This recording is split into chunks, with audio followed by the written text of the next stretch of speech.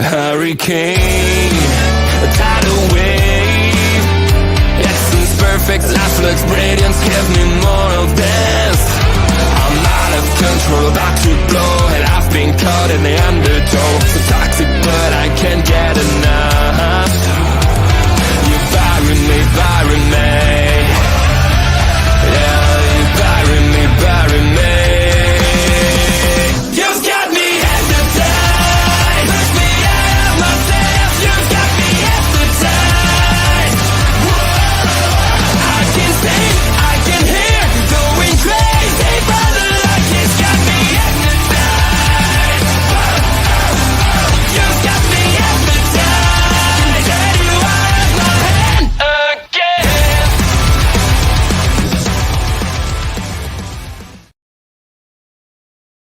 Hello, everyone, and welcome to the third show of Me and Astrid's today. We are here for the post-show for WrestleMania. Woo! It's been a long day, Astrid. Very long day. I'm tired. I'm sleepy.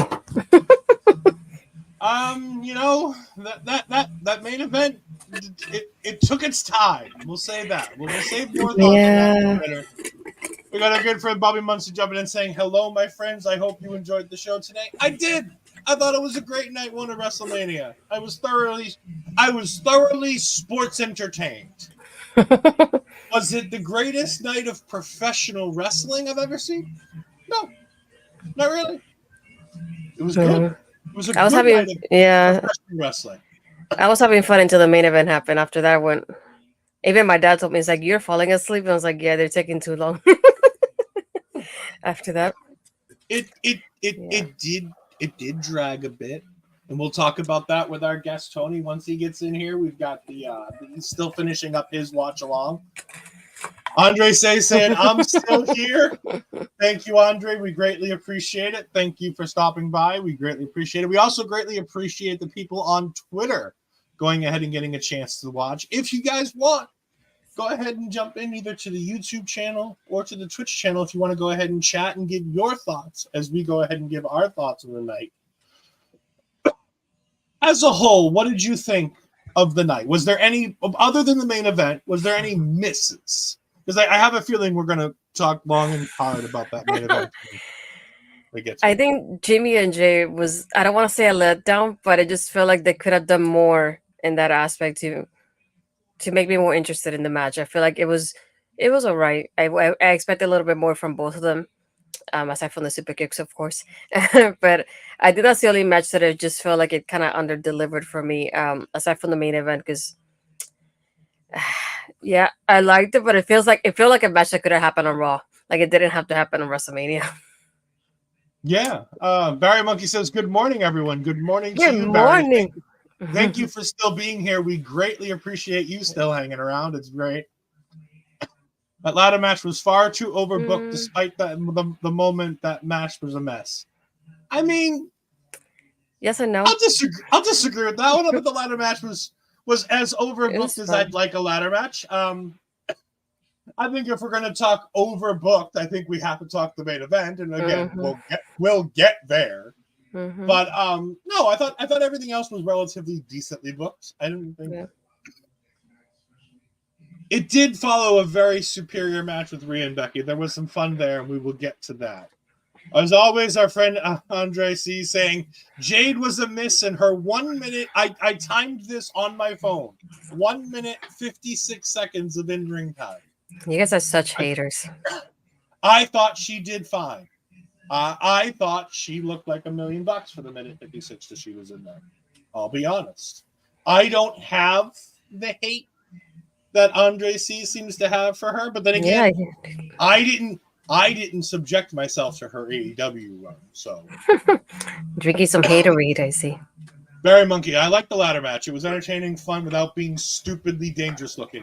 Yeah, there were no real super dangerous spots in that ladder match. There was a couple weird spots in that ladder match, but them climbing the ladder that was clearly about to break, I got worried at the time. But overall, that wasn't superbly dangerous. Like, I don't think anyone was in danger with that spot, as we've seen other ones. He says she still messed the back body drop. I don't think she messed up that back body drop. I think it was an over rotation by, I believe that was Kyrie, wasn't it? I think so. Back body drop, I think was Kyrie. Probably Munson saying Jade was using the right way. Don't overexpose any shortcomings right now. While she gets better, her use was done properly. Now, I agree, and like I said in the pre-show, that's exactly what I expected to happen with Jade Cargill. She was going to get minimal time. She was going to do big, powerful offensive moves, and then that was going to be the end of it. Andre says, no, that was completely Jade messing it up. I disagree. The woman ref tugging at Priest's heights was so highlighted that I do have questions about what Jessica Carr was trying to get across to Damian Priest. I think she was telling him to slow down when the spot was happening with the Miz there. I thought at first I was wondering who was grabbing Damian, thinking it was somebody interfering in the match. And then I realized it was her and was like, why is she doing that to him? But then I realized towards the top, he went a little bit slower. And that's when the Miz was coming up at the same time. So you could tell it was the timing of it there. Yeah, I hate when the refs make themselves involved in spots like that to timing spots. It really annoys me. Not on the wrestlers portion, but the referees portion. Like, that's something that you just let him go with. Priest knows the spot he needs to hit, and he knows how to hit it. It's not like he's a celebrity. He knows his spots. He'll take his time as he goes. You don't have to reinforce it in his mind. Yeah, he almost looked kind of like pissed that she did it. He kind of looked back at her, kind of like kind of leave me alone kind of thing. I was like, ew, okay. I mean, Oh my God, Andre. I think you just gotta You gotta admit that you're not a Jade Cargill fan and agree to disagree. You gotta be Elsa. Let it go. Let it go. Andre Please. says that I think everybody and their mother knew that ladder was broken. I don't think anybody needed to tell him that. More importantly, why would she tell him that? It was the Miz's side that was the broken side. His side was perfectly fine. We're going to go ahead and start getting into it. Like I said, for everybody who's wondering, Tony will be in shortly. He is finishing up his watch-along right now. They are doing their special gift card edition of Trivia Night, and they have 40 questions over 2 nights. So right now he is doing his trivia.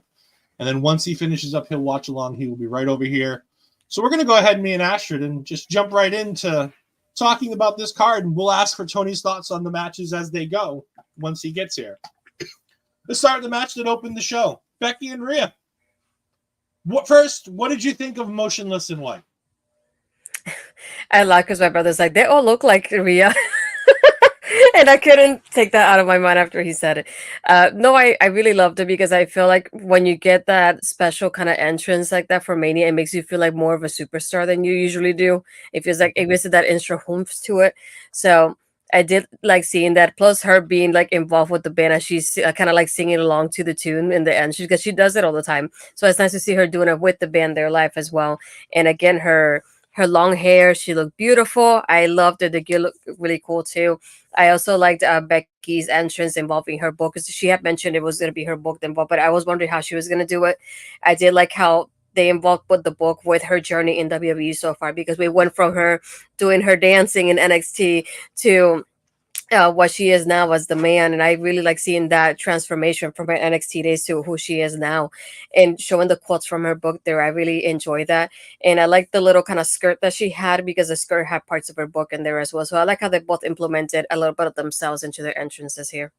Bobby Munson, Motionless in White, a great. Yes, Chris Motionless and Rhea are almost twins, especially when he put on that weird white makeup that made him look like Rhea Ripley from 2023. I saw that tweet online. I thought that was great. Andre, of course, drinking his haterade still, sounded like shit. I thought you know what? I'm not a metal guy. I'll be honest. I'm a pop country dude. I love me some old school oldies. I love me some 90s bubblegum pop. I thought Motionless Lights were pretty good. It's not my type of music, but if you just listen to the band and you take out Chris Motionless, it's fine. I could tell that Chris sounded a little bit louder than the music, but other than that, they didn't sound like crap, to be honest. It sounded really well. He was higher. And Andre says that he likes the song, just the live version. Yeah, I think he went for it as hard as he could because he's local. Apparently he's from Scranton, if I've heard correctly from Michael Cole. So, or no, it was Corey Graves, I think, who gave us that, as Corey is the metalhead of the group. We said Ophelia is saying Andre being spicy again, to which Andre replies, I'm pretty bland. This is the second best match, only slightly behind the Intercontinental title match. We'll get there. Marion said Becky didn't look well. She was falling off the top ropes, doing moves rather than jumping. Remember, as described to us on commentary, 102 fever and strep throat. Yeah. Things that would normally make people sit in bed all day long. And Becky was out there in 52-degree weather wrestling one of the best in the world. So as a Becky hater, I give her all the credit in the world for being able to do the little bit that she was able to do tonight. Yeah. She cobbled together a fantastic effort, considering if she's feeling as bad as they're telling us she's feeling. Yeah. Sure. But I thought this was a good match. I thought Rhea played so well to the things that she needed to do when she was playing up to not being able to put Becky away and needing to go bigger and bigger. I thought that was really cool. There were some cool spots in this match. The top rope man slam that didn't get the job done was a really cool one. The spot where they flipped to the outside and Becky was still on top of Rhea's shoulders, and then she does the electric chair to get ready to go into the ring to do the riptide, and then it's still only a 2 count. That was a fantastic near spot. Yeah, I Very think I much also something think. Sorry, go. I was just gonna say, I give Rhea credit, wrestling someone that might vomit or worse any second. I mean, it is what it is. Andre, come on, man. Come on. Bring some positivity. Find your New Day spirit. Bring some positivity, Andre. Bring some positivity. We're done with the negativity. No, I mean, I think, I don't think strep throat and 102 fever is going to make her vomit. I don't think it's that kind of sickness. But I know when I have a fever, I don't want to move. It's more of like, I don't want to move. I'm tired. I'm hot. I'm cold. That's what I feel when I have a fever. So there you go, Andre. The match was wonderful. Much better. I like the positivity. You had another thought, though. No, I was going to say that also it was very interesting thinking from Becky's side, because Becky, being a baby face here, she was focusing a lot on Rhea's injury, like her hand/wrist area there. And I thought very, very interesting, because it's something that we usually see from our heels, not the baby faces. So for her to see that injury and I don't want to say take advantage, but like kind of work it even further, I thought that was super interesting as the match was happening there. And again, it's like I thought from the beginning, I had a feeling Rhea was going to retain. So I wonder now how Becky's character is going to do a little bit of change, or how would that affect her going forward, as she wasn't winning the matches she thought she was going to win. So I'm interested to see how that character changes coming Monday night, most likely. Yeah. With that, we move on to the ladder match, which was the next match on the card. And as predicted,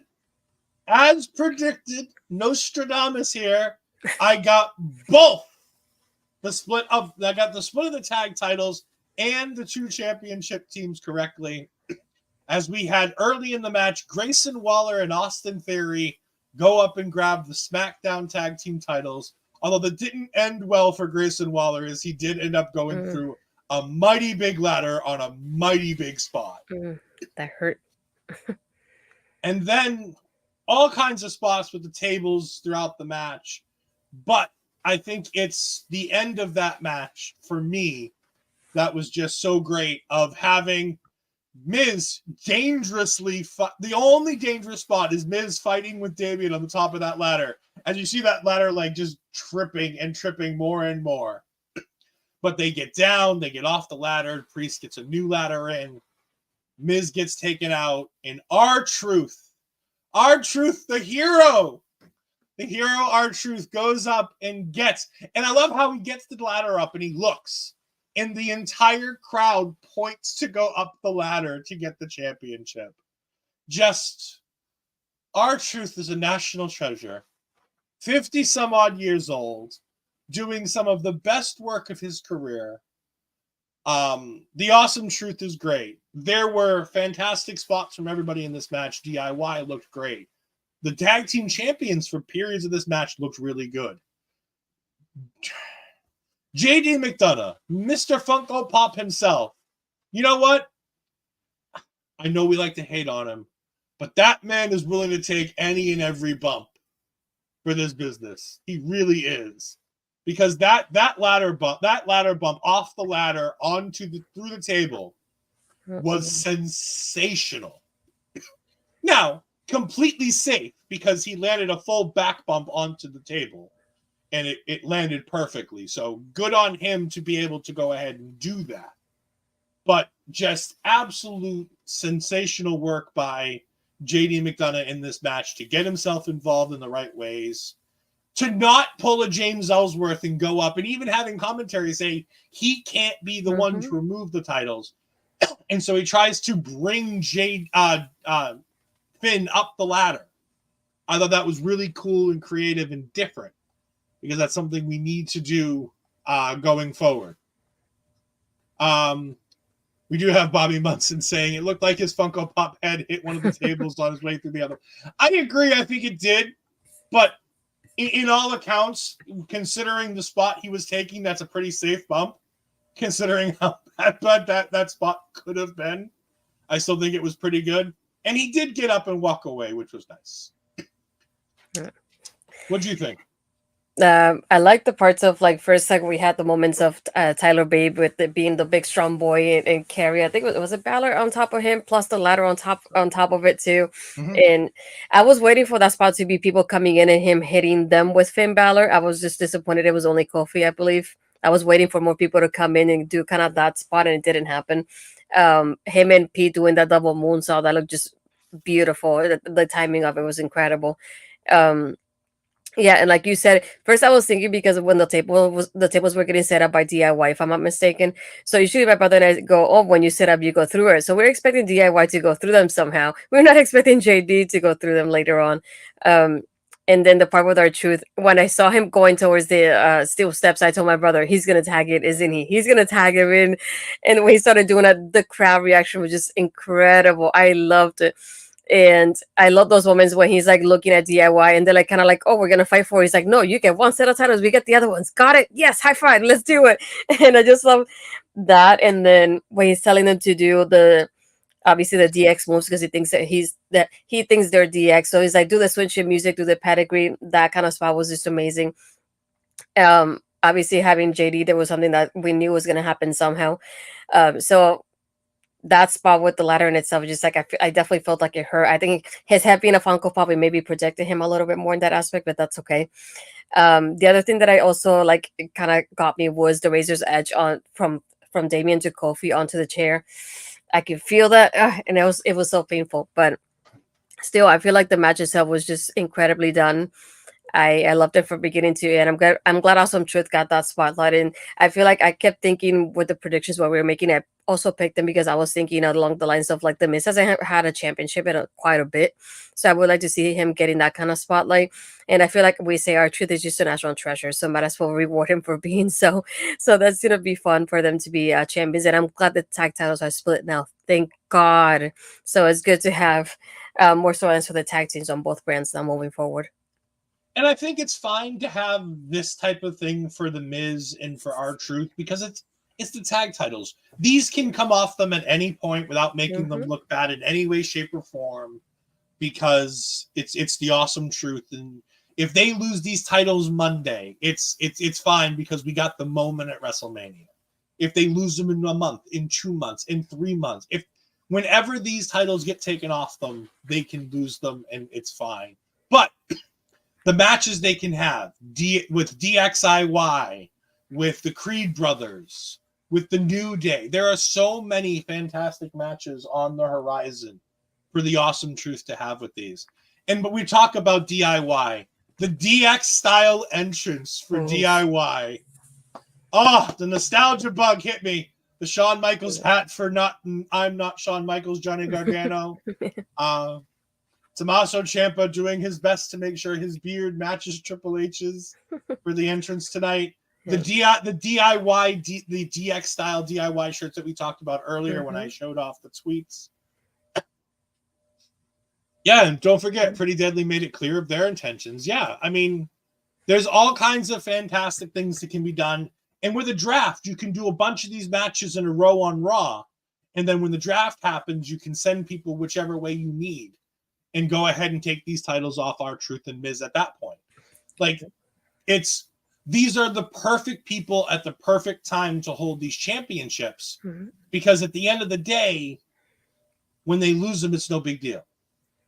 But it's good for networks when you're going ahead and doing the draft to pick and choose who's on what network. I am curious, though, which networks are going to be able to get to pick the draft because we know the networks are heavily involved on picking who ends up on what side on these drafts. I wonder if Fox gets any say whatsoever for the next 3 months, 6 months until their deal's over, or if the Raw side of the picks are being made by USA and Netflix executives are involved on SmackDown picks are being made by USA and then the Netflix people are involved on the Raw picks. But the tag match absolutely delivered. I thought this was fantastic. I thought this was going to be my match of the night throughout most of the card. I really did. We move on once more to, I believe this was the next match, the LWO versus the Legado del Fantasma. Astrid. Talk to me about this. I was torn about this one because I enjoyed it, but I know at the end it ended up being everybody involved. It was like, again, you might as well have made it a multi-person match. Who could have thought of that, you know? But I like seeing the stuff that we have been seeing from Wild and Cruz here in the match because it's what we've seen recently from them in NXT, like Joaquin doing that jump and everybody's reaction towards it. It's just those moments that we have seen very often from them in NXT. So I love how a bigger crowd gets to see them. But again, it makes me think of like, what was the point of having this being a regular match when everybody else was involved outside as well? It just that's the point. That's the part I don't get the point of it. I did enjoy the match though in itself. I like the back and forth they had here from both teams. Um, it's just so many moments. It like see one thing that definitely hit me the most here was Andrade. I feel like he did so well in this match, like the back elbow to Dom, the like double moonsault he did to Dom too. That was so beautifully done. And I kept thinking, this man was wasted in AW. I'm glad he's back home. That's the only thing I can think of. My brother's like, why? And I was like, because look at that. We didn't get to see that in AW. And it's like, I'm glad he's home. I really am. And I just love the representation we get in the match altogether. Even Zelina taking down Elektra outside was just beautifully done.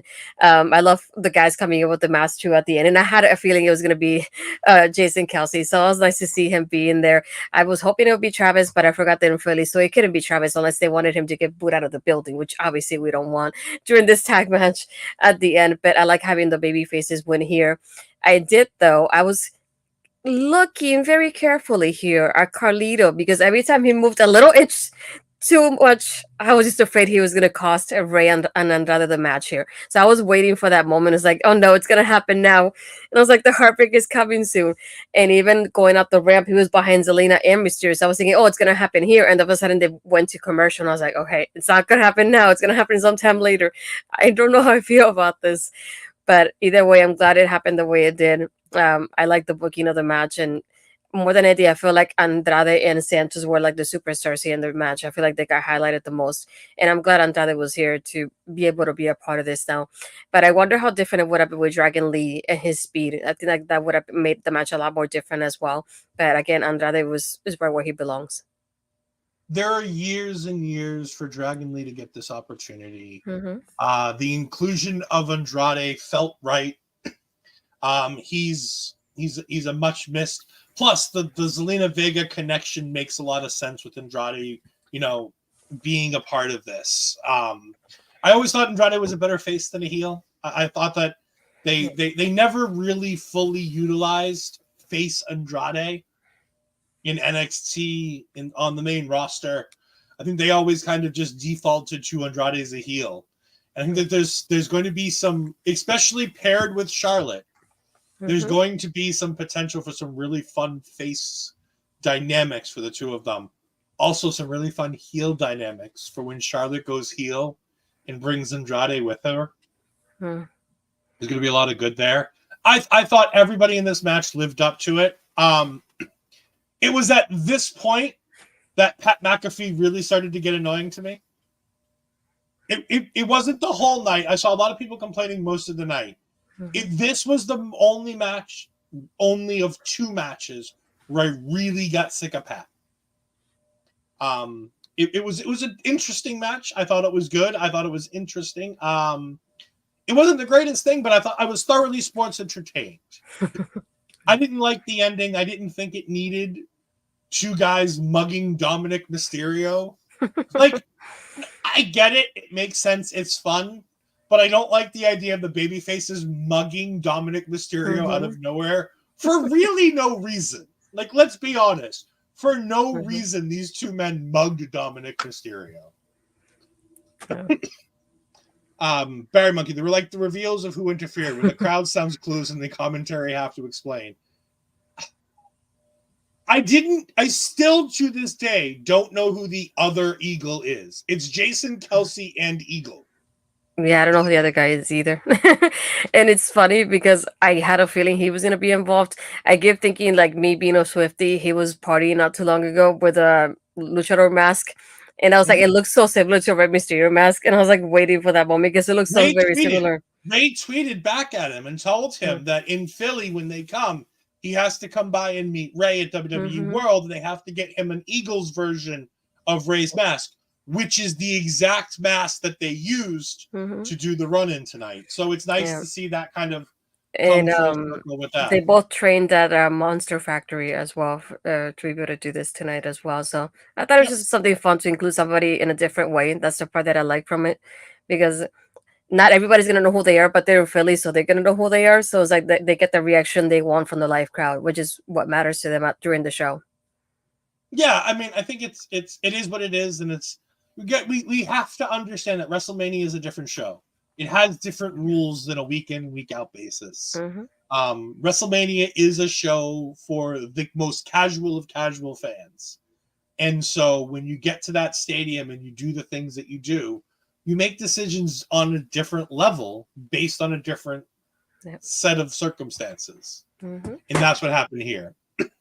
Barry says, it wasn't a bad match, but it's probably one I won't remember tomorrow. I agree. This is the type of match that is great, but when we come out of WrestleMania weekend, it won't be something I remember. Some people will, with the JC Kelsey of it all, and, you know, as I said to Astrid, oh, look, it's Taylor Swift's boyfriend's brother interfering in the match. Yeah. Because that's how it's going to be portrayed in most of the world. Yep, I definitely had to call my sisters and like, it's Jason. And they both ran to the living room to watch him. We then have the second best video package of, oh wait, no. Is this Spy versus Spy, or is this Team Bad? Okay, Spy versus Spy. All right, the second best video package of the night. I loved this video package. I don't know if it's something that we've seen before or if it's something that was brand new for tonight. But the two of them back to back cutting this promo, like saying their names, I am my brother's keeper, going through the entire bit of the video package and ending it with, I'm not my brother's keeper. This video package was light years better than the actual match. I hate to say it, but yes. As much as I wanted to love this match, and I did, and I liked this match, don't get me wrong. I'm not down on this match like a lot of people are. I thought this match was really good. I really enjoyed this. This overtook the ladder match for me on Match of the Night at this point. Really? Because I really liked the dynamic in the match. Contrary to what happened during the Billy Starks Queen Amanada match, which you and I bring this up for Astrid as a way to talk about it. I hated the use of an injury, especially a neck injury of all things, because those are life-threatening and severe, more so than matches with, you know, an injury to your knee or the leg. So I take head injuries a lot more seriously. But, thank you. We have a raid from Get the Tables rating in with 19 people. Thank you guys for joining. We greatly appreciate it. Tony will be in here joining us momentarily, so you can continue watching Tony for the 5th straight hour as he gets in here in just a couple minutes. We are going to go back. For those that are just joining us from the Get the Table show, we are talking about Jimmy and Jey Uso. We are going to go back and give general thoughts on the matches that we've already talked about once Tony's in here with that. But no, I really like this match. I love the idea where he's like, dude, I'm sorry. And Jey buys the whole that Jimmy's sorry and that he feels for him. Because that's what the babyface should do. Jey should want to connect with his brother. Jey should want to believe that his brother's sorry for all this. He should believe. So the babyface buying into this, it gives you the right feelings. And the heel is doing something dastardly by using their own words and not faking something. Like, he's faking something, but not in the same way. All right, everyone, we want to go ahead and jump in with our special guest here. Tony, thank you for joining us. Okay. What's up, guys? Been having audio issues all night, so hopefully my mic acts nicely and lets me do the show with you guys. Thanks for having me. Appreciate y'all. Absolutely. It's great. We finally get to meet you. Yeah, we've watched you for weeks and weeks. We've chit-chatted with you in chats back and forth. It's great to see you here. Yeah, STG jumping in saying the actual match was garbage. The build-up was better. I don't disagree the match was garbage, but I definitely think the build was better than the match. Barryman could jump in saying, I wish they would get Jimmy or Jade tattooed on their forehead so I know without taking notes. I mean, that's Barry being Barry. I think when they're in the ring together, it's a little bit, they've done things to differentiate themselves right now. I used to have that problem with not being able to tell. But no, Tony, why don't you go ahead and give your thoughts? We're going to go back to some of the other matches because we've been going in order. So we're going to go back and get your thoughts on some of these other matches in just a minute. But your thoughts on Spy versus Spy here. I didn't. I'm with you guys. I think the lead up was better than the actual match itself. Someone in our chat mentioned it during the show that Jey has been having more singles matches than Jimmy. If you actually think back, that every time Jimmy's in a match, he's teamed up with Solo. So it doesn't really seem like they have a lot of confidence in Jimmy by himself ever since he's turned heel and they separated the two. So yeah, I didn't really think the match itself was that great. I had high expectations because the build was really good. But the match itself really didn't deliver. To me, it kind of ended out of nowhere. There was like really no build up to the ending of the match. It just kind of happened. But I think overall, hopefully we'll see something happen with Jey now, because they've been teasing something building with him, going after titles or whatever have you. And I don't know what they're going to do with Jimmy. It seems like Jimmy's stuck in limbo. It's either he's doing something with Solo or he's just not on the show at all. So it's going to be interesting to see what happens after this. But the match itself, I thought, didn't live up to the expectations that I at least had. Yeah, I can agree with that. Like I said, I thought this was, as the show went on, I think this overtook my match of the night, only from this point of I loved the spot in the match, that the begging spot that Jimmy did, where he was that hits me like in the feels, and sometimes those are the things that can make things better in my mind. Because like I said, at this point there wasn't anything that was a blow away great match. I thought there were a little bit of faults between Rhea and Becky. I thought there were a little bit of faults in the tag ladder match, which I really enjoyed. And then the tag match was good. But for some reason, I contrary to what a lot of people thought, I really kind of enjoyed this match. But like I said, I can understand people saying it didn't deliver because it didn't. What did Astrid think? What did you think? Astrid? Yeah, I felt like even the ending felt like it came out of nowhere. I was underwhelmed with the match in itself. I guess I found the super kicks. I was like, okay, that's it. And I really wanted more of that aggression between both of them. Just like you went from obviously hanging out and being twins and looking out alike to now trying to be different from each other. To me, the funniest part was like my mom was watching and my parents don't watch wrestling on a weekly basis like I do. They just watch sometimes the big pay-per-views. So I asked them to watch WrestleMania like we usually do as a tradition in our household. So we're doing a little weekend party out of it. So when my mom started watching the video package, she goes, wait, it's brother versus brother? And we all say, yeah. She goes, oh, no, that's not cool. No, that's not cool. And that's all she could say. And she goes, and then when they're watching, they're putting the part here with Rikishi, she goes, oh, no, I hate the stink face too. No, I'm not doing this. And it's like, those are the things that I took out of this match. Is the part of like the video package was like the best thing out of this. It's like, I enjoyed how much they built up to it. But then the match in itself, it just didn't feel like it should have been. I expected more from both of them and from what the storyline had leading up to the match in itself. It just, I don't want to say I was disappointed, but definitely underwhelmed with this one. I think I liken it to Trick versus Mello from earlier in the day. There was, it's a match that had all the build and all the promise, but at the end of the day, it didn't fully deliver in the physical sense. But I think here more than in the Trick Mello match, I got the heel face dynamics. I got the idea of the story of the match, I think, came through. Even if the match wasn't as good as it could have been or should have been, I really do like it. We had SCG coming in with some great comments. Your mom doesn't like the Fatu family. Also, by the way, the biggest win of this match was the whoever's on the socials for Dude Wipes. Yes. Oh, yes. I don't know. I was saying, I don't know if Tony saw this while he was doing his watch along. I assume somebody would have brought it in for you. For those that don't know, somebody talked about how crazy it was that the match between two brothers whose guys does the stink face was sponsored by Dude Wipes. And the dude wipes goes, yeah, we know how to, we kill it on the marketing shit. Yeah, that was good. That was good. But Astrid made a good point about the promo package before. Excellent. Which WWE always does. They knock them out of the park with the video packages before the matches. But yeah, it was just an underwhelming match, and it was a great comparison to the Trick and Mello match because to me it was the same kind of ending to the same matches. Yeah, it did what it was supposed to do, but it fell a little flat at the when you finish it. You don't get that same feeling that you expect you're going to get when it's all said and done. Right. All right, now we're going to go back a little bit here for everybody who's been here the whole time. You know, we apologize, but we're going to get some new thoughts on some of these matches. Back to the beginning of the show, Becky versus Rhea.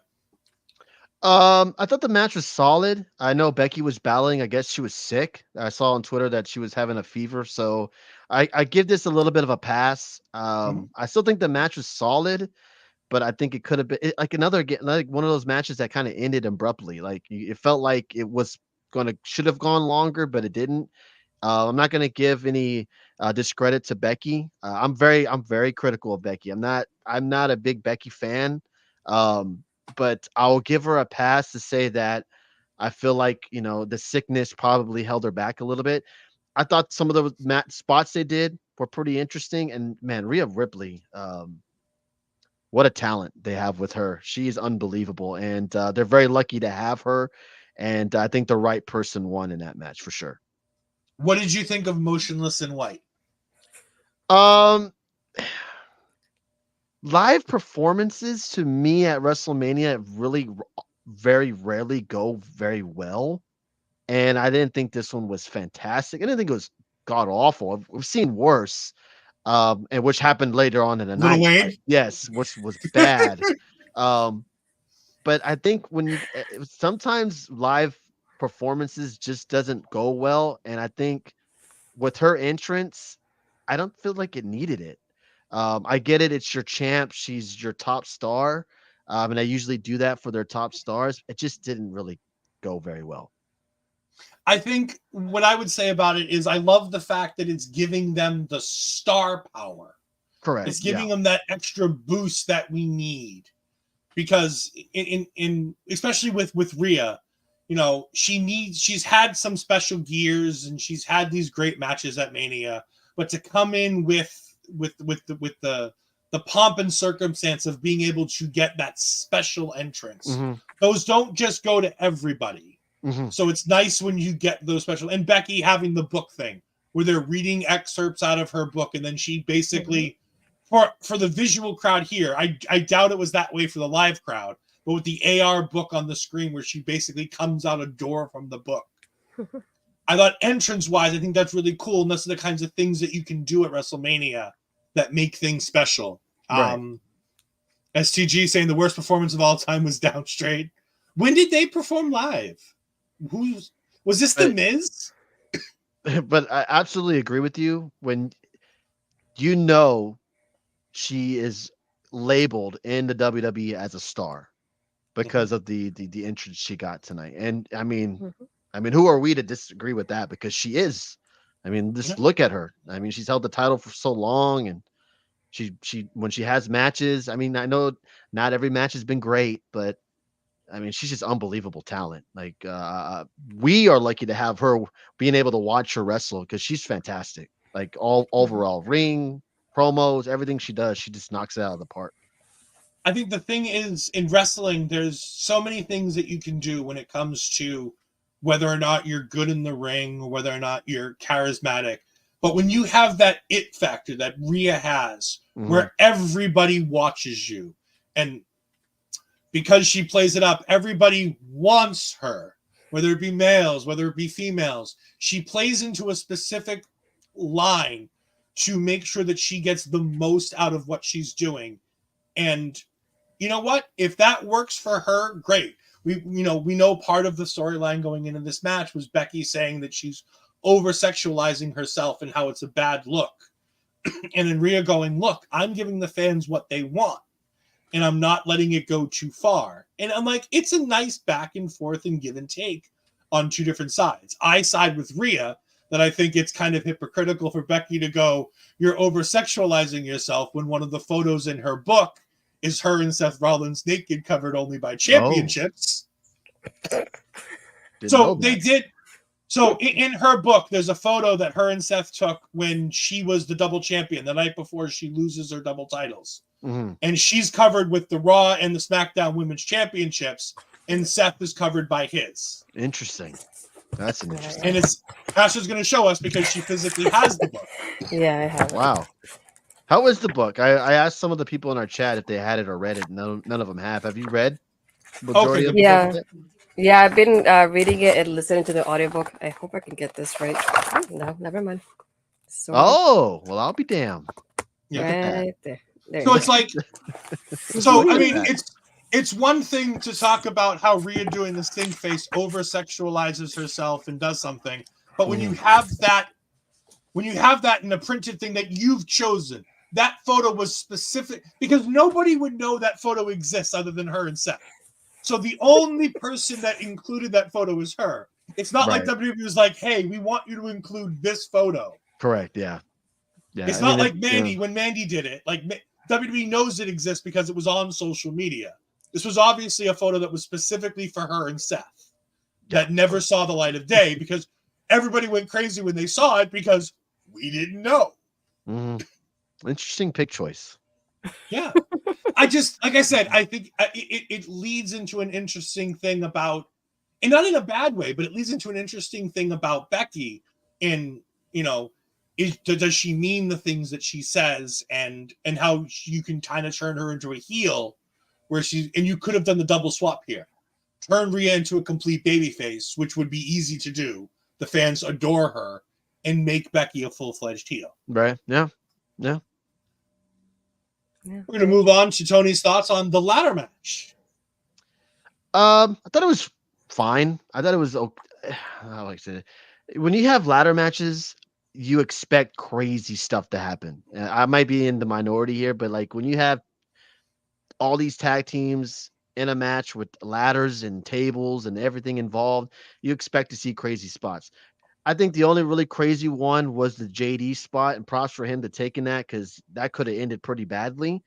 But the match was a little underwhelming in my opinion. I enjoyed it, if that makes any sense. I just thought it was a little underwhelming.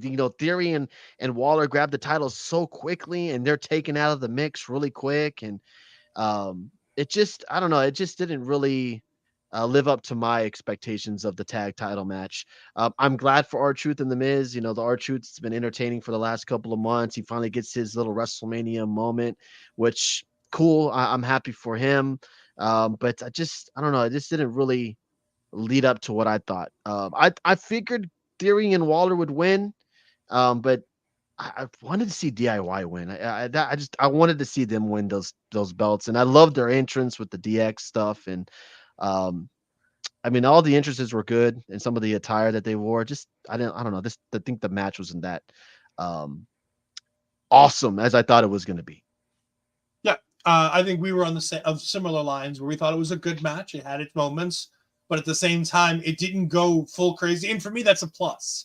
I don't like it when the ladder matches sometimes go full crazy. I don't need to have the dangerous spots like we've had in the past with TLC 2 or things like that. Like I don't need to go full Jeff Hardy getting speared holding the holding the titles. Fair. Like fair. That's fair. Yeah, I get you on but that. Like at the same time, I like to have crazy spots, and I felt like this had a couple of those. The JD spot I thought was pretty crazy. The Grayson Waller spot going through that ladder on the side of the side of the ring. I thought that for him, that's a crazy spot to take. And we talked about it before you got in here.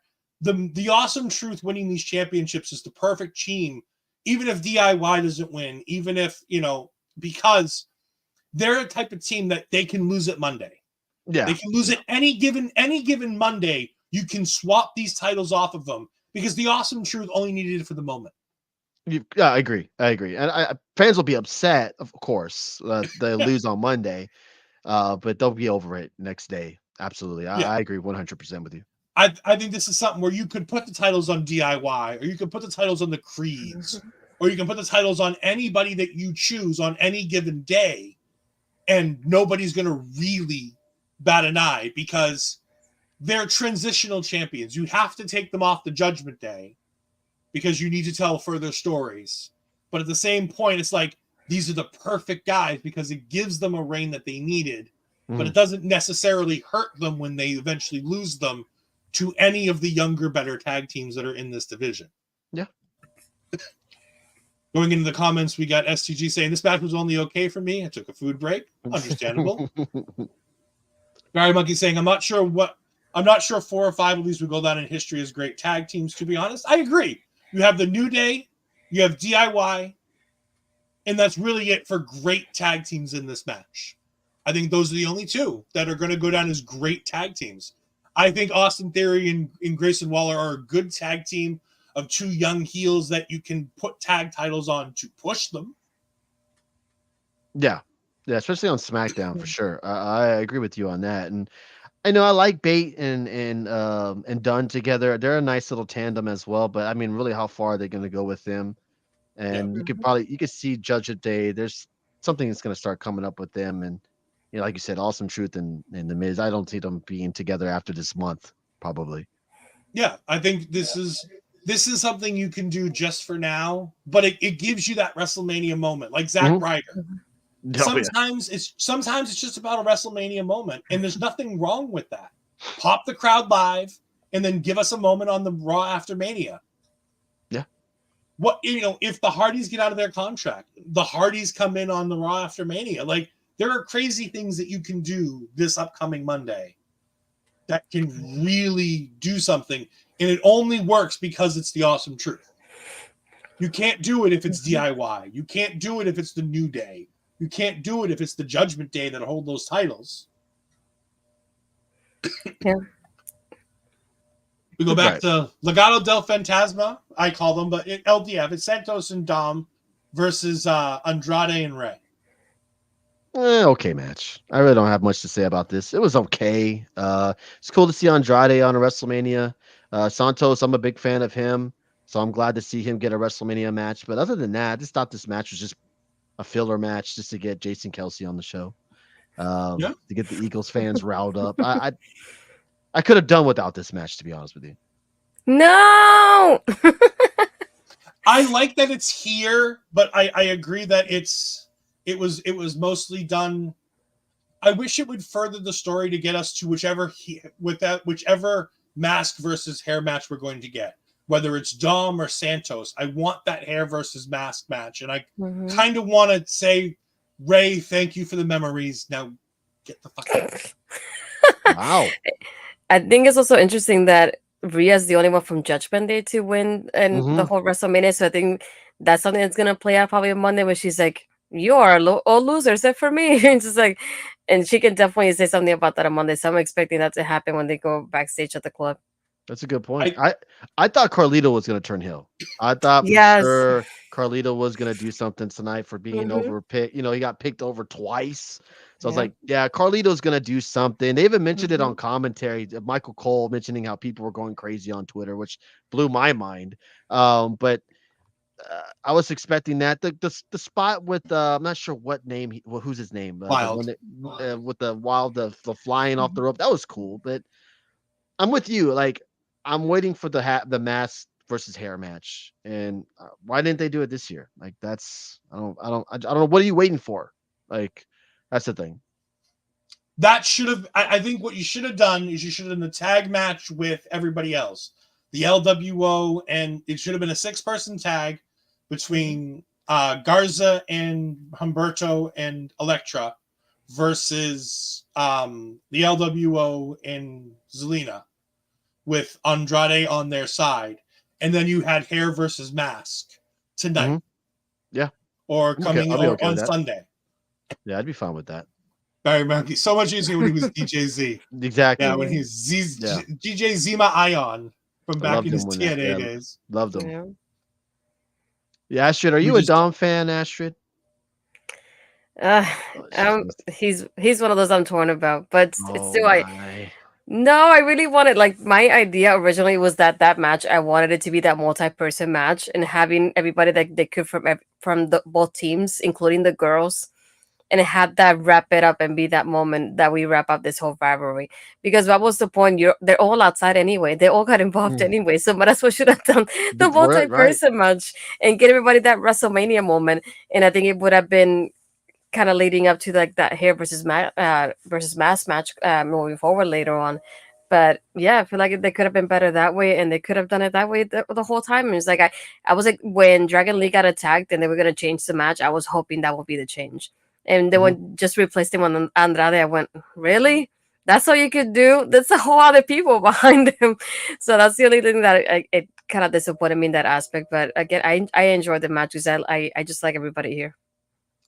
And just to speak about my thoughts on Dom, I named Dom the WWE's Male Wrestler of the Year in 2023. No, let me defend myself here. Dominic Mysterio had matches with every big star in WWE in 2023 on the Raw side. Cody, Seth, Jimmy, Jay, Drew. Like, he wrestled everybody. Sami, you name it. Dom wrestled them. And then he also held the NXT North American Championship for a good 4 months. Like, seriously, there's little else he could have done to be a better wrestler in the year 2023. You can. He was also carried in all those matches as well. I'll give him this. He's a workhorse. Like, that dude works his ass off. I'll give you that. Like, he's reliable. He's there Monday, Tuesdays, Fridays, house shows. He's hated. Give him that. His character is fantastic. But in the ring, grab me a pillow. Like, I don't need to see him in there. I said, how could you not pick Rollins? You picked like Dom over Rollins for Superstar of the Year. I do. How? How? Like, his matches are okay, but holy crap, it's the Wrestler of the Year. Wow.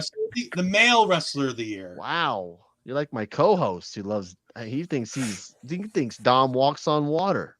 No, I love to take the shit out of Dom. I don't think Dom is a great wrestler. I just think in the year 2023, I think he had the best year.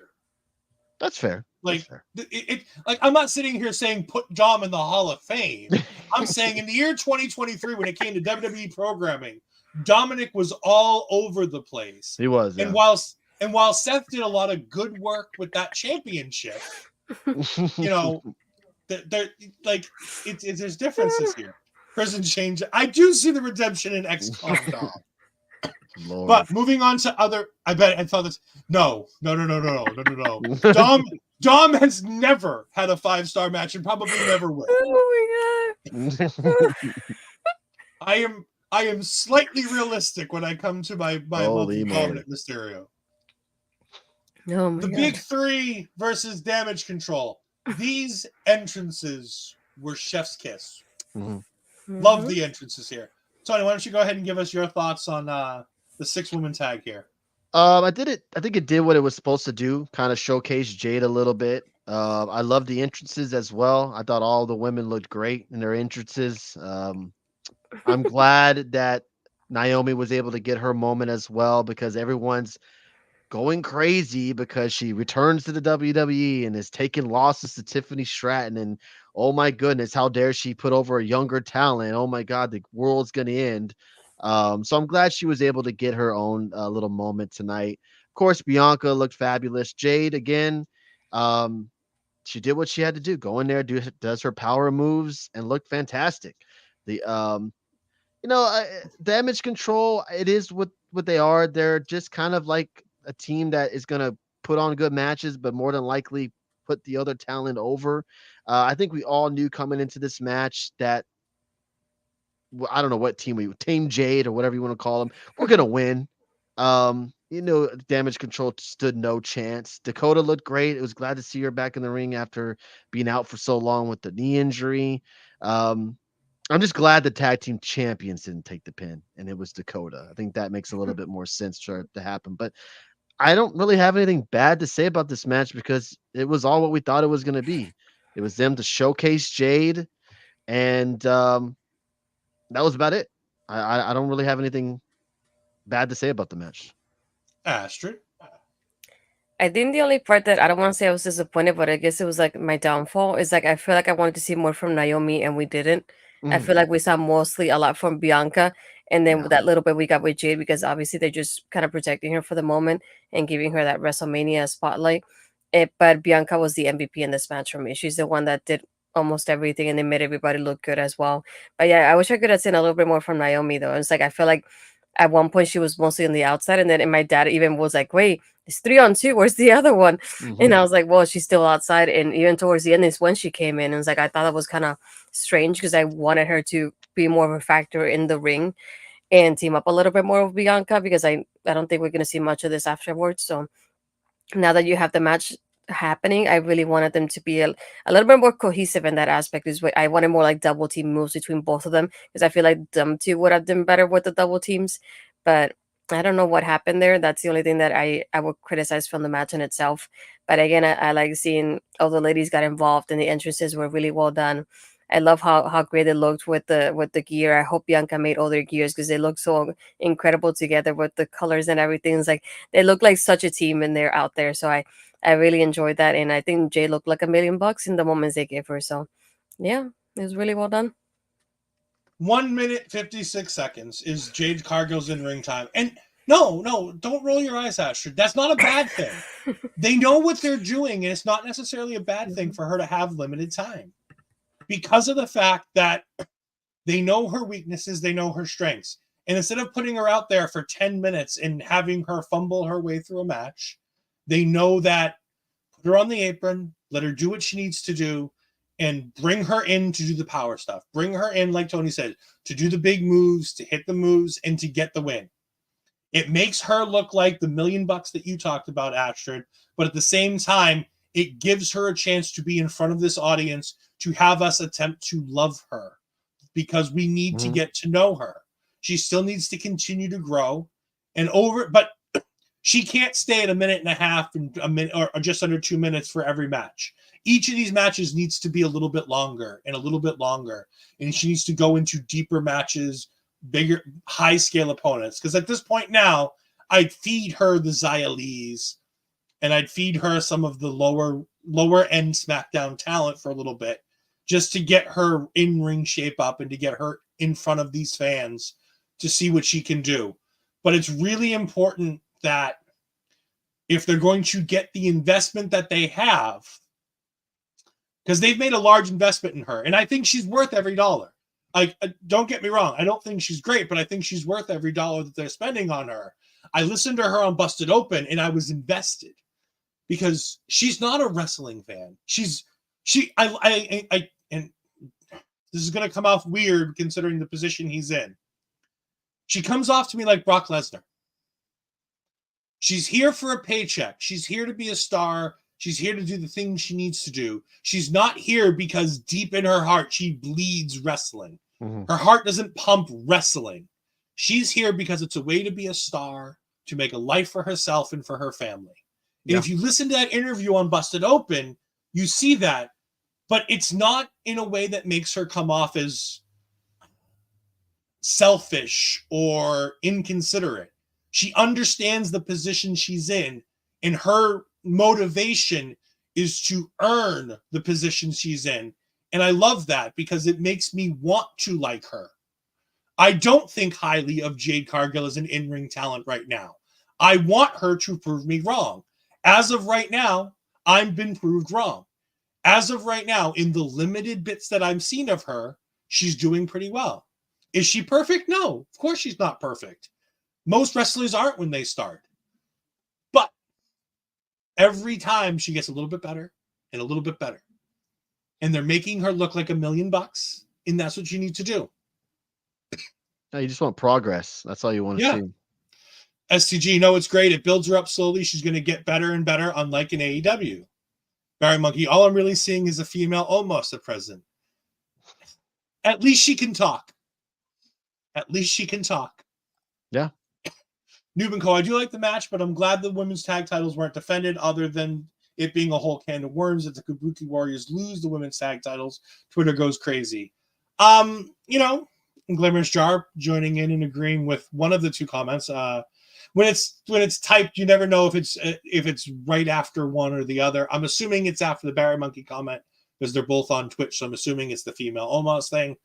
I like that at least we saw the women's tag team championships this year, because I think had it not been for Asuka's injury and for needing to shoehorn Jade into something, I think it would have been Naomi and Bianca versus the Kabuki Warriors for the titles. Yeah, and I think that's and I still think we're going to get that come SmackDown, and that's probably where we go on SmackDown. And STG saying the bare minimum, well, it's better than Ronda Rousey. It really is. Because, like I said, at least Jade wants to be a great wrestler. Ronda wanted to come in and be a star. Jade wants to be a great wrestler. And like I said, if you haven't, go ahead and give that interview a listen. It was really insightful to me because I never really listened to her rationale for why she does the things she does. And I liked hearing from her. I'm going to check that out. I don't often praise Busted Open because I think Dave LaGreca is a fucking lunatic, but yeah, he is for the most part. And we get to the most interesting result of the night: Sami Zayn versus Gunther. Astrid, I want to go to you first, and then we'll go to Tony and talk about this. Talk to us about Sami versus Gunther here. It just left me speechless. I really gasped. Especially towards that ending when he was pinning Gunther, and just like I kept thinking that's not it, is it? It's like that was the 3. I was like, wow. I was really surprised. It's like I get like most of us. I was thinking Gunther was gonna have this championship leading on to that European tour, and probably get Gable involved in there somewhere, maybe Dragon off to begin with. But there were some moments that they kept pointing the camera towards Sammy's wife, and I kept thinking, they're not gonna break her heart again, are they? And it's like it already happened once. I don't want to see it again. And I feel like seeing her so often, it kind of gave me faith that he would win it. But then when he won it, I just couldn't believe it happened. I really couldn't. And again, I feel like he had that, that moment from the entrance, going from, from his wife and his son to Gable to KO. And just like that kind of build up there and that motivation they gave him, it was like, I loved how it just kind of made him kind of survive the match, if you want to call it like that. Again, it's just like, this was definitely, that was totally unexpected for me, but I loved the celebration. I love how it ended for him. I definitely just expected him to get the storyline a little bit longer than past WrestleMania, but still, I'm just happy it was him. It's one of those, like, in my mind, I thought Gunther, but in my heart, I wanted Sami to win, so I'm really glad that he won. Yeah. Before we go on, I just realized I missed a comment earlier, and I want to get back to it because it is an interesting one. Do we think that we see the Motor City Machine Guns win the titles, the tag titles? We talked about how you could do a one-night drop of these tag titles. What about the Motor City Machine Guns on Monday night? I think they're AEW bound. There's too many. They got too many people they're friends with over there in AEW. I just don't see them coming to. I mean, it would be cool. Don't get me wrong. I mean, maybe Triple H can make some type of moves and miracles happen.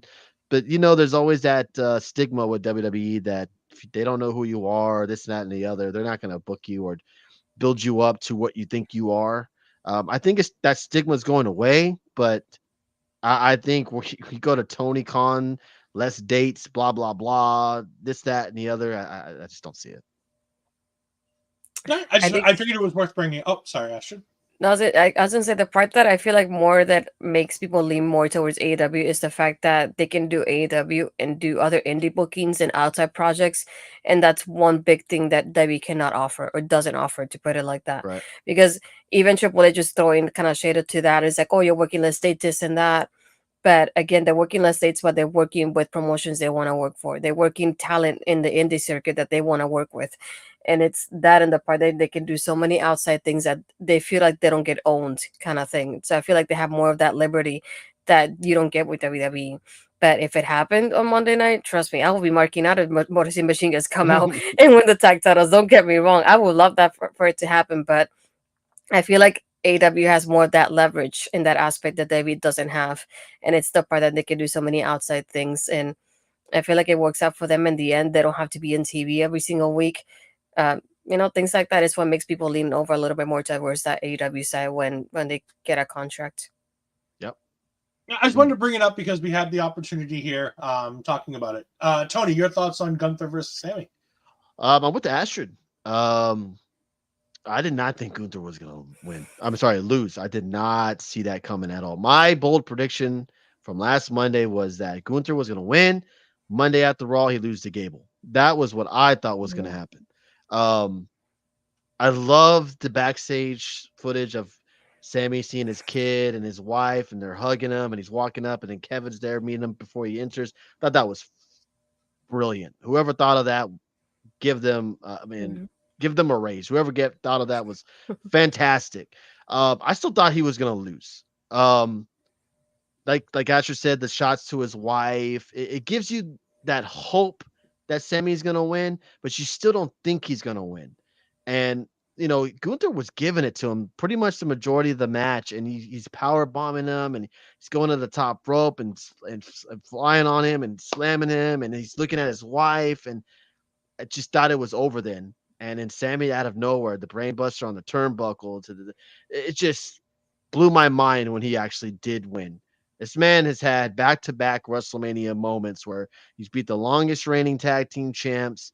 Now he beats the longest reigning IC champ. I don't want to hear nothing about Sami being poorly booked ever again, because this man has had his moments that will last a lifetime.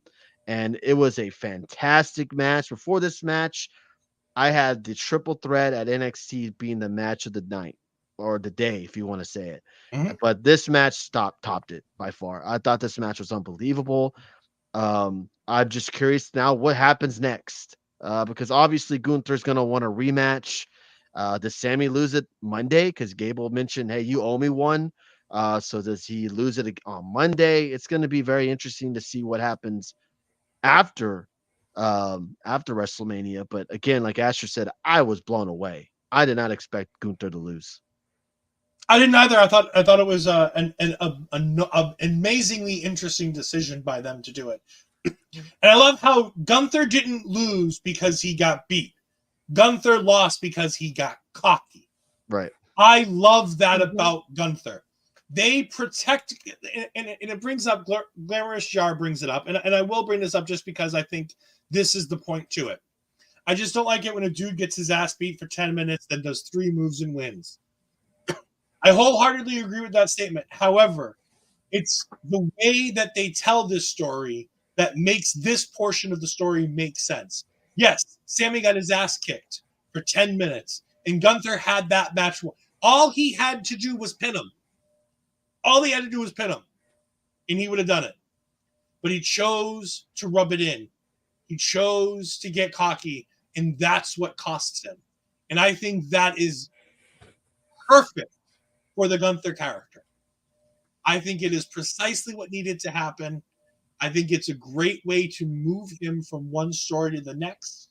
And now Gunther is world championship material, and we can move him on to Drew McIntyre, to Seth Rollins, to Damian Priest, and we can worry about him headlining Bash in Berlin in August. We're on the road to Gunther headlining as world champion or winning the world title in August in Berlin. I love this match, though. I thought it was really great. It did exactly what it needed to do. Didn't, for me, top the triple threat. I adored that triple threat so much, and I love Oba just a little more than I love Sami. So that it didn't quite top it, but it's right there among the two. Just going back to the comments, because we've had a bunch of them come in as we've been talking. I didn't want to interrupt people. Who's better, LaGreca or Meltzer? They both are terrible people. I don't care about either one of them. One of them's blocked me on Twitter. I'll let people figure out which one's which. Barrett said, this is why we need NXT women's tag team titles, because at present we only have one women's title for all tag title for all of WWE, and it's not even defended. I agree. I wouldn't hate women's tag titles, but again, NXT doesn't have a lot of women tag teams. They only have a handful. And I think having that new North American Women's Championship is going to give a lot of free will to that women's division in NXT. Tony, we weren't on our stand and delivered stuff. What did you think of that?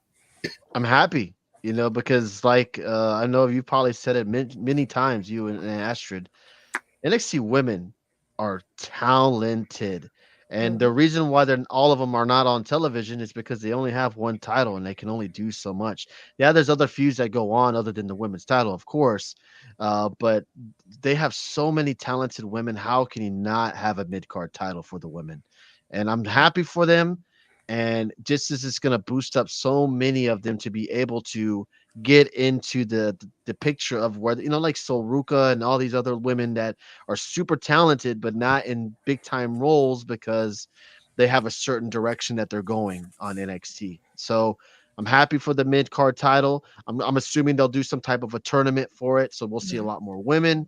You got Julia there now, assuming she's going to be there. So man, the talent in NXT, not just the men but the women, holy crap. I'm happy. We did get mid stand and deliver. We did get the finger point picture from Triple H with Julia. So it sounds like it's a done deal. We'll have to wait on the post show to find out really what's going on. STG Phony Khan loves his guaranteed contract. I mean Tony Khan. New to the world, thank you for your first time chat. I did see this and I wanted to get to it, but I also wanted to get to it. We weren't in the middle of another discussion. Just throwing it out there, but Jacob Fatu not being on the GCW show after being on the poster seems suspicious. There's a whole lot of Samoans that are just hanging around this weekend. Haku's there. That is very interesting. Ishii's there. A whole lot of Samoans who just happen to be hanging around. Tomorrow's going to be interesting. Nubenko, I agree with both Tony and Astrid. It surprises me that Gunther's lost tonight and the mind is blown. I agree. But like I said, they needed something to pop a oh my God moment. This was that oh my God moment show in my mind. Yeah, I did not I didn't expect him to lose. Like, I know it's kind of weird. It was 666 days when he lost the title. That's a little bit of a weird number there, but I did not think Sami was going to win. I thought we'd get a fantastic match and he would fall short. But him winning, I mean, goodness gracious, back-to-back years where him defeating the longest reigning champs, either the tag titles and now IC title. My goodness. I was gonna say I posted that in the Discord earlier when this happened. I'm like, 2 straight years back-to-back manias. He's dethroned the opponents that he's had, the longest reigning champions of that title, and he's dethroned both of them. Pretty incredible. Barry Monkey saying if they do NXT Japan or NXT Asia, Miller City Machine Guns would be a great fit. They're well known and respected over there, and they speak English. Not necessarily a bad idea. I think that would be an interesting thing. I bet it was Meltzer who blocked you. Might be. It might very well be Meltzer. It's absolutely certainly Meltzer who blocked me. Nubenko, and on day 66 with the devil say, nope, you're not winning tonight, Gunther. Basically, Jesus. And STG, this is me being overly picky. When Sami didn't cover with the legs up, I thought Gunther. I was certain Gunther was going to kick out of that after that last pin. If you played 2K23 or 2K24, that tired pin almost never works. So I thought it was going to be a kick out, but and then the overbooked match of the century. No, that's tomorrow. As of right now, it's still this one. Tomorrow, the Avengers in Endgame hasn't happened yet. So until that happens tomorrow, Infinity War is going to have to win. Tony, your thoughts on the tag match? I mean, we basically got a bloodline match tonight. I mean, I don't understand. I don't get if The Rock has that much pull to make rules himself. I mean, even if they did lose, The Rock could easily come back tomorrow and just be like, hey, do this, that, and that. He could just let things go anyways. But disregard that. I'm shocked The Rock took some of the spots he did. The table spot shocked me. I didn't think The Rock would do something like that. Props for Roman being in the match the majority of the time, because The Rock could not, he was blown up half the match. He either not even on the apron sometimes. I don't know what he was doing. The match was overbooked like hell. The Rock telling the ref not to count them out. They're going into the crowd. They're going up the stage. I don't want to be too hard on this match because I didn't expect to see the greatest tag team match ever. I thought we would see something when the Roman speared the Rock. I thought easily we would see some type of animosity, some like the Rock getting pissed at Roman, something. But no, they just kind of like just ignored it. Um, Cody taking the pinfall makes sense. I like the shot at the end where he's just sitting there, kind of like last year after he lost to Roman. I thought that was a nice touch. Um, I'm really hoping Drew wins tomorrow. So I'm hoping the knee plays an issue tomorrow for Drew to win. So whenever advantage Drew can get, I'm all for. I just thought this match again was overly booked to the extreme. It was all to cover up The Rock because he obviously cannot go however long this match was, 40 minutes or whatever. I mean, the entrances alone were longer than some of the matches we've got on NXT or WrestleMania. I mean, 16:40. Golly, The Rock and Roman just took in their sweet ass time to get to the ring. Thought the entrances were cool. I thought The Rock's was pretty cool. But other than that, this match was overly booked to the extreme. It made no sense to me if you're going to have a match with basically no rules, why The Rock couldn't just enforce that tomorrow. But I like how we don't know what's going to happen tomorrow because it's in limbo. We don't know. We were 100% sure Cody was winning last year, and they swerved all of us. And I still don't think we're 100% sure Cody's going to win tomorrow. So I'm interested to see how this match goes, but definitely an overbooked match. It was okay. Yeah. Basically. Ophelia Payne saying woo. STG, me and STG are on the same page on this one. I have a guilty pleasure for this crap. I love me a little bit of an overbooked mess, and this match was exactly that. It's an overbooked mess. But to me, that's sometimes every now and then you need that. And again, I wouldn't want this on every pay-per-view. And we get this when Roman's here, that there's always a bit of an overbooked mess when Roman's here. But when it's just Roman stuff that's like this, I can deal with it. Because it's not like the Attitude Era where every match was this stuff. I'll give you that. Greatest in name power, not performance. I agree.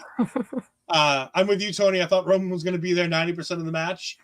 I thought Roman earned every ounce of his paycheck tonight. I thought he really went in there and did a lot of yeoman's work. Seth did a lot of yeoman's work tonight, considering he's got a big match tomorrow. I'm very surprised at how much he was in there for tonight. Ophelia's saying what I think is going to happen, that Drew's going to cash it, that Damian's going to cash in on Drew and he's going to be sad about it. No, don't be sad about that. Why are people wishing that? What is wrong with all of y'all to wish Damian?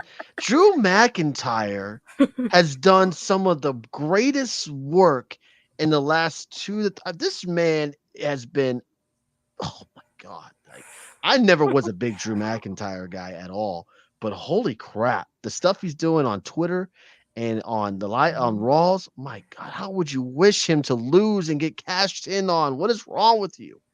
What is wrong with you? I don't want Drew to get cashed in. I want Damian to pull the Heist of the Century Part 2. No. And cash in while the match is going on and beat Seth. Because I want to see Damian with that championship. I think Drew has done fantastic work. I think Drew is spectacular. And I think if he's ready, don't do it at SummerSlam. Please, for the love of God, in Scotland, do Drew McIntyre versus CM Punk. Oh God! I think that should be the match at Clash at the Castle. I think if he's healthy, and it sounds like he's gonna be, in June, do Clash at the Castle, Drew versus CM Punk. Because imagine Drew doing all of this in front of his hometown crowd. I think there's big money in that, and that doesn't need a championship. I think there's plenty of time for Drew to win this title later on. Put him over on SmackDown, where Cody's going to obviously be, and let him take that championship from Cody. But I think We have SCG saying, Tony, that spear could boil over to tomorrow if The Rock tries to attack Cody and hits Roman instead. True. There's a lot. It didn't happen tonight, but doesn't mean it can't happen. It wasn't a great wrestling match, but it was a spectacle. The charisma of the contenders made up for any issues. I agree with that statement. What about you guys? What do you think about the charisma over the spectacle overtaking the fact that it was a 40-minute long slog of a match? I'll let Astrid answer that. To be honest, I felt like I was already dozing off when the entrances were starting, and I was disappointed. And not only that, but I feel like it took too long for it to like really get started. I feel like they were kind of like teasing it, and then something would happen, somebody would get tagged down. I'm like, can you guys start already, please? I just want this to get over with, and it just wasn't over with. Yeah, I wasn't a fan of the way this. I don't mind the overbooking mess. I get that because this is something that it doesn't happen all the time in that aspect, but it's just the way that it took too long for it to pick up, and once it picked up, it just like that's okay. I wasn't a fan of how it went down. To be honest, I was expecting a little bit more, especially when it started from everybody here. And I hate to say that when Seth Rollins is in this match. To be honest, it just pains me to say that, but and like Tony was saying, even my brother mentioned that it's like to the point of like, why is The Rock saying about the bloodline match tomorrow when he could just say that as a TKO executive in the ring tomorrow and say, oh no, we're doing this and that because I said so. Because he literally said it with the referees, like, don't count me out or you're fired. He literally told the referee that. So it's like, we could see that tomorrow and it could have been a regular match and just him calling out stuff as it happens. But there was a point when Roman was taking Cody up the ramp that I was expecting like at least Solo and maybe Jimmy to kind of show up there and do a little something. So when they didn't show up, that's when I thought, okay, they're saving everybody for tomorrow. That's what it is. Everybody that didn't show up today is showing up tomorrow for sure. We're gonna get that Avengers scenery with everybody tomorrow in that hot mess. So I knew this was overbooked today, but I know it's gonna be even worse tomorrow in that aspect of it. So I'm already expecting it. We got SGG saying Drew McIntyre's work has been next level lately. If the cash in happens, I'll be pissed. Tony, for more love for you. Drew deserves a run with a win in front of fans. I'm not wishing for a cash in at all. Edward, is still wishing for a cash in. STG telling me to make sure I don't hold my breath. CM Punk could tear an Achilles. No CM Punk bashing. Come on now. And I agree with Astrid. Like, it was like, come on, like let's get going with this match. You know, we got 16-minute entrances, and now y'all just staring at each other. Like, let's get it going. Now, I have enjoyed The Rock. I know a lot of people have not really enjoyed The Rock, like him coming out there and dropping F-bombs on Raw and saying what he has been saying. I've enjoyed The Rock being involved. I don't really care for The Rock overshadowing Roman, because that's what it's about. To me, this match is it's more about Cody and The Rock than it is Cody and Roman. And I don't like how they kind of did that. Now, tomorrow, if things switch up and The Rock turns on Roman or whatever have you, we'll have to see what happens. But I give props to The Rock. He did more than what I thought he was going to do in tonight's match. I didn't think he was going to be the one taking the table spot and going out to the crowd and doing all this stuff. So props to him for doing that. But like you said, if this is an overbooked match that we're going to get once every month or whatever have you, and it's only Roman matches, I'm okay with that. I just feel like it was, I don't know, it drew out too much. And to me, it was really slow. Like, it really picked up near the end when you got the table spot and the spear, and then Roman actually spears The Rock and all this stuff. That's when it really, really got the crowd going live there, because most of the time the crowd was kind of sitting on their hands. They weren't really doing much. Yeah, and they could have been worn out. It's a 6-hour event. I get it, but it didn't really seem like the fans really got into the match to like the last 10-15 minutes of it. Yeah, and I agree. I think that if you cut this match in half and you do all the same stuff that you did, but in half the time, less sitting around doing nothing, I think this is a much better match. But I can wholeheartedly agree with everybody here. STG saying, I only speak the facts, Tony. It doesn't matter who you are. Barry Monkey, at this rate with the I'm on the board stuff, people will start asking for Vince back. No, nobody's going to ask for Vince back. Barry Monkey, good night, everyone. I realize it's near 6 a.m. Good night, Barry. Thank you for joining us in the UK. We'll see you tomorrow. Bright and early for point of view tomorrow morning. We also SG say, I was surprised not to see the Spanish announce table get destroyed on the rock bottom spot. Remember, the Spanish announce table lost themselves their table during TakeOver, so it had to be the U.S. table this time because you gotta do a balancing act. For anybody who remembers the Attitude Era, the Spanish announce table always goes first, and then you swap to the other table afterwards. Mm-hmm. Always. That was a rule. Number one rule. Yeah. What is everybody's thoughts on Pat McAfee after this match? Because I mentioned it earlier. During one of the matches, I really thought he was getting on my nerves. And then this one, he went way, way beyond any realm of okay in this match. What about you guys? Go ahead, Astrid. I feel like I liked Michael Cole more than anybody in commentary tonight. Like, he was like definitely my highlight because he was bringing up so many facts and speaking so honestly. There was just moments like, for example, when Roman came out and he had his 6-pack and everything, and my brother's like, when did he get so like fit and everything? And I told him, well, he hasn't been wrestling for a couple of weeks, just as Michael Cole says it at the same time. And I was like, see, we're on the same wavelength here. And he's like, well, he's had more than time off to do it.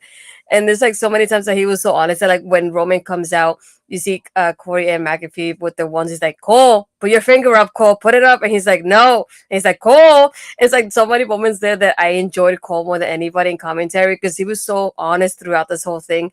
But aside from that, I kind of tuned out McAfee at this point because we're trying to explain to my parents the storylines moving forward in the match and everything that's going on as the match is happening. So I tuned them out, to be honest. And Michael Cole was more than highlight for me tonight during this whole night, to be honest. I'm not a big hater of McAfee. I don't mind him. I know he's over the top sometimes, especially in the Bloodline match with Roman and the putting the one in the air and stuff. He's over the top. I don't mind him that much, but I could just listen to Cole by himself. Cole can just go out there and call the match by himself, and I'll be okay. Corey Graves is not bad by no means. I would be okay with just Corey and Michael, but Michael by himself, I would be totally fine with. Michael, to me, has been leaps and bounds one of the best commentators, underrated commentators in the last couple of years. He doesn't get his flowers. Everyone always affiliates him with the annoying Michael Cole and all the stuff you did back when Vince was obviously in control and doing that stupid stuff with Lawler and the booth and all that crap. I get it. I understand it. But the work that man has done in the last couple of years has been absolutely fantastic. And to me, he's the best commentator in the game right now. You could say what you want. That's fine. You may not have to agree with me, but I think tonight proved that he is one of the best. Like Astrid said, throwing out facts left and right. And even mentioning stuff like on Twitter, like that shit blew my mind. Yeah, Matt, I don't mind McAfee too much, but I can see why people don't like him. In general, I like Pat. I think Pat normally is pretty good. I don't normally get annoyed by Pat McAfee. Normally, I think he adds to the broadcast. And him and Michael normally play off each other really well. I thought he went way over tonight. He was way too much himself tonight. And I think that hurt the match because the match was so long and we had to keep listening to him so much. I think Michael Cole and Corey Graves are the perfect pair. They are a modern day version of Gorilla and Bobby. They aren't by any means Gorilla and Bobby, but they're a modern day version of it. They're that great twosome that have the perfect working relationship. Cole works great as the straight man. Corey is a great heel commentator. He's a heel commentator who understands the baby faces and gives the baby faces the respect that they deserve, like a Bobby Heenan would do. Bobby Heenan hated the baby faces and didn't want them to ever win. But when they did, he was okay with it. And, occasionally he would give them their credit. And I think Corey does a very good job of doing that. But Pat got on me tonight. It just really bugged me. I think Michael is, like you said, I think he's one of the greatest. And the fact that he's the one who's teaching the future commentators in NXT about what to do and how to do it, I think is a big thing, and why Vic Joseph is so good in my mind. Yeah, I like Vic Joseph. Because 9 times out of 10, I really enjoy the work that Vic Joseph does, and that's because the person in Vic Joseph's ear is Michael Cole. A lot of times, Michael Cole's doing the work in his ear. SCG. People think of Michael Cole's past rather than the work he's doing now. I think Michael Cole, as soon as he decides to, is a Hall of Famer. As soon as he decides to let them to let him in, I think he's in a heartbeat. Oh, 100. Yeah, and I think it's been better without Vince in his ear. I feel like Oh. he was okay for me before, and I feel like even now he's more realistic, and it's because he can speak his mind more often. It doesn't have probably Vince yelling in his ear, which to me has been so much better recently than ever before. 100%. And that, everybody, was WrestleMania Night 1.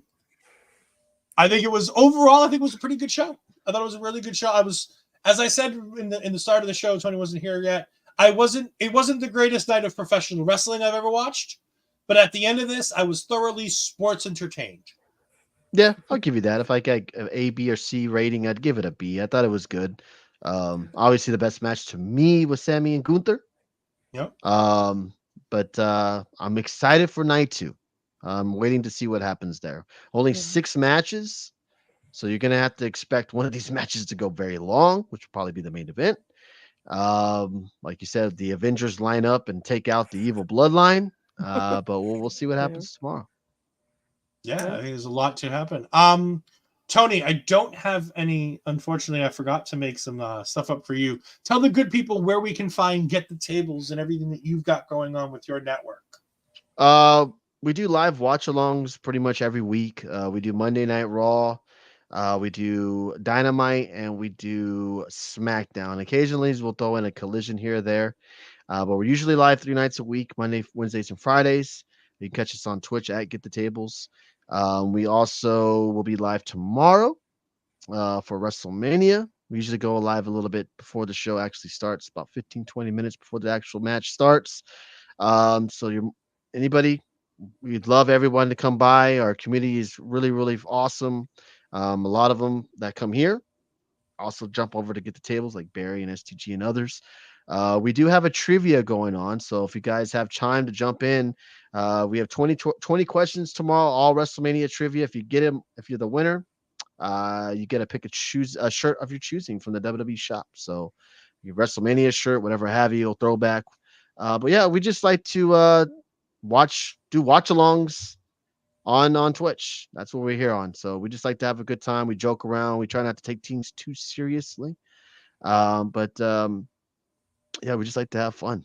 And I appreciate you guys letting me come on. I check out y'all's NXT recaps when I can and come by and hang out. And, Astrid's been by a couple of times as well. And Ed, you as well. So I always want to return the favor and send raids when I can and try to catch you guys when you're all alive. And I appreciate you guys inviting me on. Hope I can do this again sometime.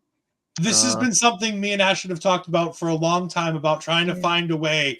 But with you doing so many watch-alongs, it's so tough because, people hear like tonight, 4 hours of you talking about what your whole thoughts were. So when your audience comes here, it's 4 hours, it's recapping what they already know about what you've thought. So sometimes it can be a little tough. But I lurk a lot in your shows because I watch wrestling with my mother. And so watch-alongs are tough for me. But I love to Get the Tables on when I'm doing work for thumbnails or things like that. I have you guys on in the background because I think you and Dave are very entertaining, and you and the community there are super friendly and super fantastic. So much good stuff goes on there. You guys are just a wonderful place to feel comfortable with whatever thoughts you have about professional wrestling. Get the Tables is a great community. I just joined your Discord community, and it's been great to be in there to talk all kinds of different things, whether it be sports, whether it be non-sports, whether it be any type of wrestling, AEW, WWE, TNA, local indie stuff. There's always somebody talking about something in there. But again, I want to put these up here because I put them in each of the chats so that if anybody who hasn't can go ahead and follow you. I appreciate the kind words. It's very nice of you to say. And like I say, I try to return the favor to everybody because, let's be honest, we're small streamers in a big pond here on Twitch. You got so many bigger streamers that do other platforms that make their community bigger. And we're just those little small fishes in that big ass pond. So I love to try to send my community to other places that deserve it. And I'll work y'all's asses off. And I always like to show my community, you guys, and a couple others here on Twitch. And I always try to get Dave to raid you, but he's so quick to get off on Tuesday nights. It's crazy. So, like, I really do appreciate you guys having me on, and would love to do it again sometime. You know, obviously WrestleMania is the Super Bowl, so how could you not come on here and talk with you guys? So I do appreciate that, and love to do it sometime. And I appreciate you guys coming in and hanging out. You know, we try not to take wrestling too seriously, so we do joke around a lot, and so hopefully people don't take it the wrong way. But at the end of the day, we all respect each other. We all respect each other's opinions, and yeah, I appreciate you guys hanging out and inviting me onto the show. I really do appreciate that. STG, took you long enough to get Tony. He always speaks well of you both. Listen, it's so tough with, you know, like, you know, booking these things is so weird, because I normally default to Astrid to go ahead and get us guests because of the fact that she has a lot of connections in the community. But I was like, hey, I see those connections, Astrid. Yeah, I was like, we should get Tony because he's constantly in with us, and it's hard for us to be able to raid you back because so much of our programming is post shows, correct, and all of your programming is during the show, so it's really hard to get you back sometimes for some of this stuff. So we're going to try to get you on a little bit more regularly, so we can try to do that nice give and take where we can go ahead and have a night where we have Tony pop in for some of these PLEs. We can get you on a point of view sometimes on a Sunday morning with Bobby. You guys can go ahead and talk about the week that was while Bobby tries to do some gaming. All kinds of fun stuff like that. I'm down for whatever. You know, I have a weird ass work schedule. I work the midnight shift to the early morning, so sometimes it might be a little bit difficult. Obviously, I took time off from work because I mean it's WrestleMania. Shit. Yeah. You know, I'm always willing to jump on and hang out with you guys. And like I said, if you're on after I'm done, you know we're sending our people your way. So tomorrow night, expect us to come stop by and raid and give you guys our overreactions to that main event tomorrow night. I greatly appreciate you stopping by. I greatly appreciate you being in it. Like I said, we're going to definitely make this another occurrence because it's just so great to have you. And I appreciate the viewers who stayed around and let us talk about some of these matches a couple times. Before we get out of here, though, we do have STG asking, can we get a rating from all of us out of 5 for WrestleMania tonight? I'm going to give it 3.5. 3.5. It was a good show. I think I'm at a 4.4 out of 5. Wow. It wasn't bad. I feel like, to me, that the downfall was mostly the main event and a little bit of the Usos match. But aside from that, I was sports entertained, as Ed says. You know, I'm on the same boat. Like those two matches to me, both kind of like were the letdown. I'm not gonna give it a 4. I'll give it a 3.5 though. Close to a 4. Right. There we go. Now I'm just gonna go ahead and check. Speaking of raids, if you guys actually, if you can go over the things that we've got going on the rest of the weekend, I know exactly where we're going with the raid. Never mind. We're gonna go ahead and raid our good friend Mike the Ref. Oh, yeah. Mike the Ref does all kinds of great work. He does AEW watch-alongs like you. There's a lot of gaming content. Right now they're doing something with AEW Collision, as AEW Collision was a night show tonight. So we're going to go ahead and raid our good friend Mike the Ref. Thank you, Tony. Thank you, the community, for jumping in here. STG, I like it when we have you here. You're good fun. You have the same kind of humor that we do. Like, you know, we have that little bit of give and take. Barry's fantastic. STG's fantastic. Everybody who jumped in is fantastic. Thank you all for joining us. Thank you again, Tony, for joining us. We greatly appreciate it. We know you've had a long day with 2 watch-alongs and now joining us for a post-show. They both were worth it. That NXT show was fantastic. It really, really was. All right, we're going to get on out of here, folks, but we'll see you next time. Goodbye. Thank you, guys.